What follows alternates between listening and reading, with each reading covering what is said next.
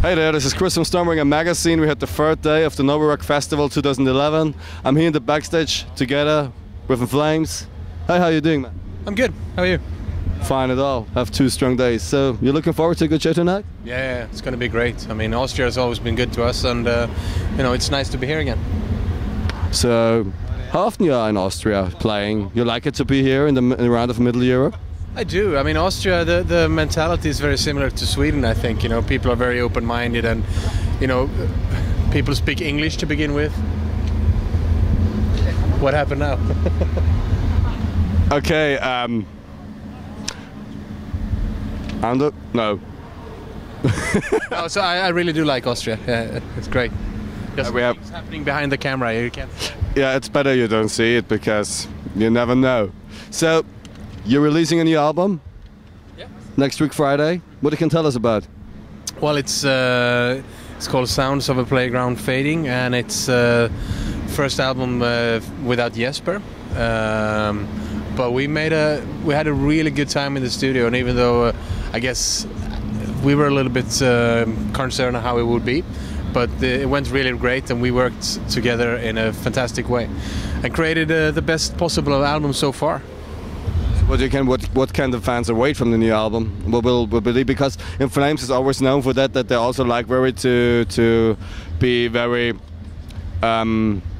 creative and making music, and a lot always new influence in their music. What can the fans out there wait from the new one? Well, basically, if you liked In Flames before, you're gonna love this. If you didn't like In Flames before, you're still gonna love this. I think by every record we make, we unconsciously become wider. You know, the music can attract different types of listeners, and at the same time we stay with our formula, you know, which is melody and aggression and all that mixed together. But we always try to think a little bit, or to make it add more ingredients, so to speak, to not do the same thing twice, and try to enrich in the music in whatever way we can. So this is the new album, is really the first one without Stormbringer. How's he doing? Is he alright? Did he fight against his alcoholic problems? How's he doing? What is the update? He's doing alright. He's actually asked us not to comment a lot on it, so I'm gonna leave it at that. But he's doing alright. He's doing alright. That's the best what we can hear. Is he still involved in Flames as part of the band in any way, or is he really only a friend yet? He's just a friend now. He's a good friend though, but he's not involved in Flames. Okay, really. When you want to come up with the shows, you can come and hang out and have a good time together.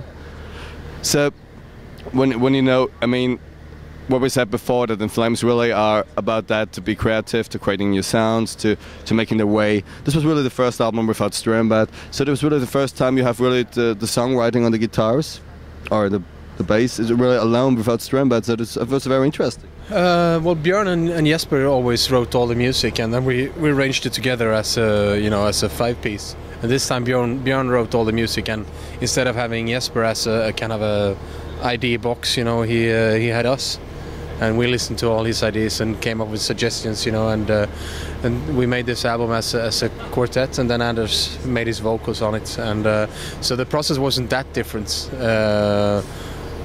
They always, you know, suggested all the riffs and ideas, and then we always arranged them into songs, and we did the same thing now, only that Björn was the only one writing the actual riffs. Yeah.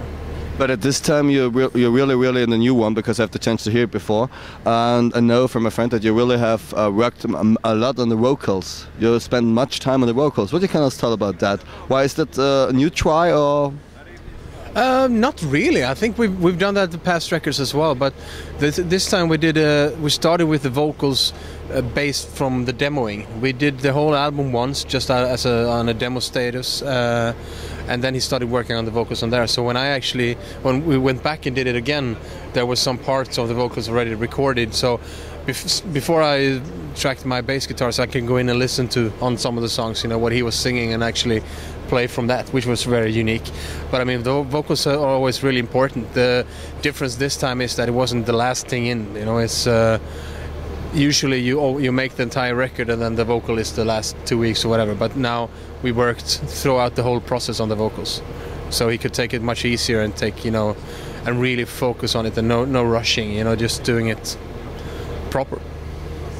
And what do you think about this? I mean, In Flames getting more and more known, so it's like you play here the Blue Stage, the big one on the festival, before 50, 60,000 people tonight. Did you ever expect that it will come in that way? I mean, you have, yet at the moment, for example, here in Austria, there's two different camps. There's one side who said, we like the old ones, the other ones, we like the new ones. And this is like a little bit, I mean, it's music. Music is living, so I think you do your thing. But personally, what do you think about this discussion? Did you recognize this? Did you recognize this discussion all around about In Flames, the new sound, the old sound? Yeah, of course I pay attention to it, you know. But I mean, first off, to answer your first question, I've always been a person who never expect anything. I never take anything for granted. I just go day by day, and you know, and whatever happens to me, I try to appreciate. So whether we play a big stage or a small stage is not something that I ever thought about. It's just something that we do, and whatever happens, happens. And I'm really grateful to be able to do that. The discussion on all the camps, like in between all these different opinions about In Flames. I mean, everybody's entitled to their opinion, but at the end of the day, we make music that we love. We make it for ourselves. If you like it, that's fine. If you don't, that's also, it's too bad, you know. But it's normal. It's normal, yeah. So I don't really pay too much attention to it, to be honest. You let the things flow and do your thing, and don't. I mean, that's the best thing to do, you know. We started doing music because we love playing live, you know. We love being on stage, and when somebody has an opinion about what type of music you do, it's fair, but it's not something that I'm going to focus on, because at the end of the day, we need to look ourselves in the mirror and know that we made what we wanted to because we wanted to do it like that, you know. Not like other people. No, nobody can influence our music. We make music as we like ourselves as fans, you know. We want to be able to listen to it and appreciate it as if somebody else would have done it. And to which music In Flames listening? Which influences ever come? Is there from every part in the music world? Definitely everything. Obviously we have our own recipe that we try and follow, but like I said before, we always add different ingredients to keep it more alive for us. But yeah, I mean the influences are limitless, you know. There's so many good bands, and I listen to good music, whether it's pop or, you know, reggae. For example? Anything. Oh, I mean, it's metal, but I do love Iron Maiden. It's playing tonight. That's, of course, that's great. Who else is playing? The Sounds are playing at the same time as us. The Good Friends, and another great band, you know. There's so much good stuff. I can't even begin to tell you what I listen to, but basically anything that's good. That's good to know. So when we talk about influences and the music scene generally, when we look at Göteborg, I mean, In Flames was one of these bands who was one of the architects of this modern Göteborg sound. When you look back at the time and like bands like At the Gates, who are yet back online for live shows, what do you think about this? What do you think about this Göteborg scene and that what it stands for in the world? Is the scene also working? I think that it used to be very similar. The bands had a thread of same type of influences, and with the melodies and everything. You get so many different bands, and everybody evolves. I mean, if you look at the Gates, obviously they haven't put out any new music, but they're still around playing their old stuff. But you get the Haunted coming from that. You get Dark Tranquility. You get Soilwork, but they're from south. They're not from Gothenburg. You get parts of Arch Enemy. You get us. There's so many bands, and 15 years ago we might have sounded somewhat alike, or, you know, not alike, but I can understand the Gothenburg sound theme then. These days it's just a expression for, I guess, journalists to pinpoint music in a certain group, but it's really different though, I'd say. What is for you personally the difference to now and 15 years ago? I mean, okay, time rolling, new music coming up, like all this core stuff getting more known. What do you think about these bands like Yet Play Before Architects or Bring Me the Horizon? What do you think about these bands? They're coming it straight up from England. I think some of them are really good. Some of them is not so impressive, you know. To be honest, I don't know too much about either one of them. Bring Me the Horizon I know a little bit about, and it's okay. They do well what they do. It's not one of my personal favorites, but I mean, I'm a music fan. I love music, and as long as people keep on making new music and trying different angles, it's interesting to me. I think it's great because there's so much to discover. and it's you know, it's a large world out there, and you know, compared to, I mean, 10, 15, 20, 30 years back, there are now so many bands. It's almost, you know, I mean, look at all these festivals, you know, they're packed with music, so it's great, you know, the climate is awesome. Even though like stuff like selling CDs and stuff like that is not as big anymore, there's still more bands than ever out.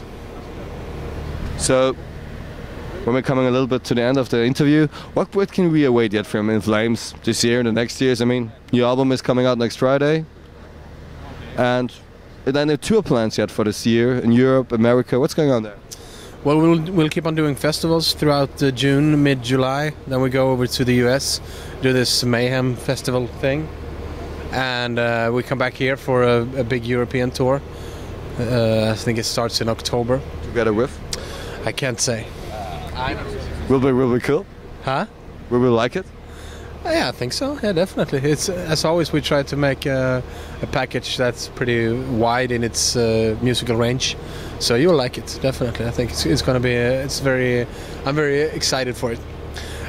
We'll keep on touring for the next 3 years, I'd say. We're booked on the way until 2013, I think, and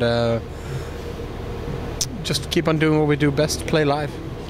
Is there then any break also coming? Do you need that to make a break of a little time of all this touring? Because I think this must be very, very heavy for you, always to be on the road. Yeah, I mean, we try to do some weeks in between the longer tours. We try to get back home and recharge the batteries. But at the end of the day, this is a touring cycle for us. You know, our people back home are really supportive, and they know all this. That, you know, they know who they're living with and what's going on. So we're just focusing on touring, and then after this circle, you know, after we complete this, before we start working on the next record, then we'll take a break.